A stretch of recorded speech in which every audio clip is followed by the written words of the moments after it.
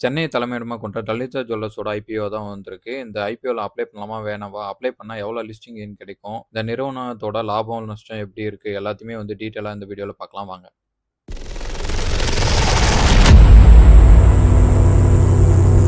IPO detail பார்க்கறதுக்கு முன்னாடி இந்த நிறுவனம் என்ன பண்ணுது அப்படின்னு பார்த்தலாம். லலிதா ஜுவல்லர்ஸ் இது தெரியாதவங்க கூட நம்ப அந்த ஓனர வந்து தெரியாம இருக்க மாட்டாங்க. ஏன்னா, அந்த அளவு வந்து தமிழ்நாட்டுல வந்து ரொம்பவே ஃபேமஸ் அவரு. ஆட்லலாம் நடிப்பாரு. இந்த லலிதா ஜுவல்லர்ஸ் பார்த்தீங்கன்னா, சென்னையில இருக்க டி நகர தான் தலைமையிடமா கொண்டு 1985ல தொடங்கப்பட்டது. இப்ப பார்த்தீங்கன்னா, இந்த நிறுவனம் வந்து தமிழ்நாடு மட்டும் இல்லாம ஆந்திரா, தெலுங்கானா, கர்நாடகா, புதுச்சேரியிலயும் வந்து ஸ்டோர் வந்து வச்சிருக்காங்க. மொத்தம் 56 ஸ்டோர் வந்து இருக்கு. கோல்டு, சில்வர், டைமண்ட் மற்ற ஜுவல்லர்ஸ் ப்ராடக்ட்லாம் வந்து வித்துட்டு இருக்காங்க. டயர் 2, டயர் 3 நகரங்கள்ல வந்து வலுவான பிரசன்ஸ் வந்து இருக்கு. டயர் 3 நகரங்கள்ல குறிப்பா வந்து 41 கடைகள் வந்து டயர் 3, டயர் 2 நகரங்கள்ல மட்டும் இருக்கிறத நம்ம பார்க்க முடியுது. ரெவென்யூ வந்து சுமார் 59% வந்து இண்டஸ்ட்ரி ரிப்போர்ட் வந்து பண்ணியிருக்காங்க. இப்ப இந்த நிறுவனத்தோட அட்வான்டேஜ்ன்னு எடுத்துக்கிட்டீங்கன்னா, ரெவென்யூ குரோத் வந்து நல்லாவே வேகமா வளர்ந்துறத பார்க்க முடியுது. அதாவது ஆப்பரேஷன் ரெவென்யூ வந்து சிஏஜிஆர் வந்து 43% வளர்ந்திருக்கிறத நம்ம பார்க்க முடியுது. சவுத் இந்தியாவுல வந்து வலுவான பிராண்டா இருக்கு. ஏற்கனவே சொன்ன மாரி தமிழ்நாடு மட்டும் இல்லாம பல்வேறு மாநிலங்கள்ல வந்து இதுக்கு ரீட்டெயில் கடை இருக்கிறதா நமக்கு தெரியும். அதேபோல ஏற்கனவே சொன்ன மாரி டயர் 2, டயர் 3 மார்க்கெட் வந்து ரொம்பவே வந்து ஸ்ட்ராங்கா இருக்கிறாங்க.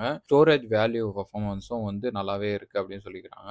கிறிசில் இண்டஸ்ட்ரி ரிப்போர்ட் வந்து நல்ல ஸ்ட்ராங்கான ரிப்போர்ட் வந்து குடுத்திருக்காங்க. இந்த நிறுவனத்தோட நெகட்டிவ்னு எடுத்துட்டீங்கன்னா, சவுத் இந்தியால மட்டும் தான் இந்த நிறுவனம் வந்து அதிக சார்பு இருக்கிறது வந்து ஒரு நெகட்டிவா பார்க்கப்படுது. கோல்டு பிரைஸோட ஃப்ளக்சுவேஷன் வந்து இந்த நிறுவனத்துக்கு வந்து ஒரு டிஸ்அட்வான்டேஜா வந்து பார்க்கப்படுது. கடுமையான போட்டி இருக்கு. ஜிஆர்டி அது மாரியும் தனிஷ்க், கல்யாண், மலபார் இது போல பல நிறுவனங்கள் இருக்கு. இதெல்லாம் வந்து இந்த நிறுவனம் கடும் போட்டிய வந்துட்டு இருக்காங்க. இன்னொரு முக்கியமான டிஸ்அட்வான்டேஜ்ன்னு பார்த்தீங்கன்னா, இந்த ஸ்டோர்ஸ வந்து இன்கிரீஸ் பண்றதுல வந்து நெறைய இது இருக்கு. ஏன்னா வந்து எம்ப்ளாயீஸோட சேலரி, அதுக்கப்புறம் பார்த்தீங்கன்னா, அந்த வொர்க்கிங் பிளேஸ் இது எல்லாமே செட்டப் பண்றதுக்கு வந்து அதிக கேப்பிட்டல் வந்து தேவைப்படும். இதெல்லாமே வந்து இந்த நிறுவனத்தோட நெகட்டிவா பார்க்கப்படுது. ஐபிஓ நம்ம லலிதா ஜுவல்லர்ஸோட ஐபிஓ டேபிள் பார்த்துட்டு இருக்கோம். ஐபிஓ ஓப்பனிங் வந்து ஆகஸ்ட் 17ஆம் சொல்லியிருக்காங்க. குளோசிங் வந்து ஆகஸ்ட் 19ஆம். அலாட்மெண்ட்ங்கிறது ஆகஸ்ட் 20ஆம் கிடைக்கும்னு சொல்லியிருக்காங்க. ரீஃபண்ட் வந்து அலாட் ஆகாதவங்களுக்கு ஆகஸ்ட் 21ஆம் கிடைக்கும். ஷேர் வந்து 21ஆம் அதே நாள்ல வந்து கிரெடிட் ஆயிடும்னு சொல்லியிருக்காங்க. லிஸ்டிங் பார்த்தீங்கன்னா ஆகஸ்ட் 24ஆம் சொல்லியிருக்காங்க. ஐபிஓ டீட்டெயில் பொறுத்தவரை ஃபேஸ் வேல்யூ ரூ. 5 இருக்கு. பிரைஸ் பேண்ட் ரூ. 190லேருந்து ரூ. 201 ஃபிக்ஸ் பண்ணியிருக்காங்க. பர் லாட்டுக்கு வந்து 74 ஷேர் வந்து நீங்க வாங்குற மாரி இருக்கும். ஒருவேளை நீங்க வந்து லலிதா ஜுவல்லர்ஸோட எம்ப்ளாயியா இருந்தீங்கன்னா, உங்களுக்கு வந்து ஒரு ஷேருக்கு ரூ. 19 டிஸ்கவுண்ட் கிடைக்கும்னு சொல்லியிருக்காங்க. டோட்டல் இஷ்யூன்னு பார்த்தீங்கன்னா 8 கோடி ஷேரு. ஃப்ரெஷ் இஷ்யூவா மட்டும் 5 கோடி ஷேர் வந்து வருது. ரீட்டெய்லர் மினிமம் வந்து ஒரு லாட் வந்து அப்ளை பண்ணலாம்.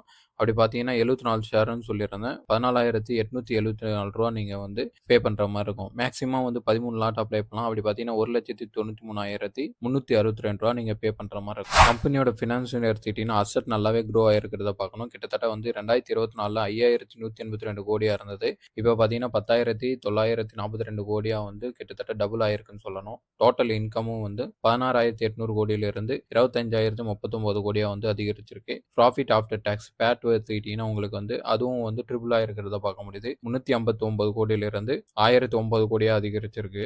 நெட் ஒர்த்ன்னு எடுத்துக்கிட்டீங்கன்னா 1,667 கோடியிலிருந்து 333 கோடியா வந்து அதிகரிச்சிருக்கிறத பார்க்குறோம். ரிசர்வ் அண்ட் சர்ப்ளஸும் வந்து நல்லா இருக்கு. 1,552 கோடியிலிருந்து 2,679 கோடியா வந்து அதிகரிச்சிருக்கு. அதே நேரம் பாரோவிங்கும் டபுள் ஆகியிருக்கிறத இங்க நம்ம நோட் பண்ணணும். 2024ல 824 கோடியா இருந்த கடன் இப்ப 1,604 கோடியா வந்து அதிகரிச்சிருக்கிறத இங்க நோட் பண்ணணும். கீ பெர்ஃபார்மன்ஸ பொறுத்தவரையும் உங்களுக்கு ஆர்ஓஇ, ஆர்ஓசி எல்லாமே வந்து சூப்பரா இருக்குன்னு சொல்லணும். கிட்டத்தட்ட 41% ஆர்ஓஇயும் 42% ஆர்ஓசியும் வந்து குடுத்திருக்கு. டெப்ட் டு ஈக்விட்டி 0.53 இருக்கு. அதையும் இங்க நோட் பண்ணி வைக்கணும். மார்க்கெட் பிரீமியம் பொறுத்தவரையும் ஒரு ஷேர் வந்து ரூ. 201 ட்ரேட் ஆயிட்டு இருக்கு. இதோட நம்மளோட கட் ஆஃப் பிரைஸ் ரூ. 200ங்கிறனால லிஸ்டிங் கெயின் கிடைக்கிறதுக்கான வாய்ப்புகள் வந்து இப்போதைய நிலைமையில இல்ல அப்படிங்கிறது தான் வந்து ஃபேக்ட்டா இருக்கு. வரும் நாட்கள்ல வந்து இது கிரே மார்க்கெட் பிரீமியம் எப்படி போகுது அப்படிங்கிறத பொறுத்து வந்து லிஸ்டிங் கெயின் கிடைக்குமா அப்படின்னு சொல்ல முடியும். ஆனா வந்து பெரிதளவுல வந்து நம்ம வந்து லிஸ்டிங் கெயின வந்து எதிர்பார்க்க முடியாது அப்படிங்கிறது தான் தற்போதைய சூழலா இருக்கு. சென்டிமெண்ட்ட பொறுத்தவரையும் உங்களுக்கு வந்து 50-50 அப்படிங்கிற நிலைமையில தான் இருக்கு. நீங்க இந்த ஐபிஓல அப்ளை பண்ணீங்களா மாட்டீங்களா? அந்த கமெண்ட்ல சொல்லுங்க.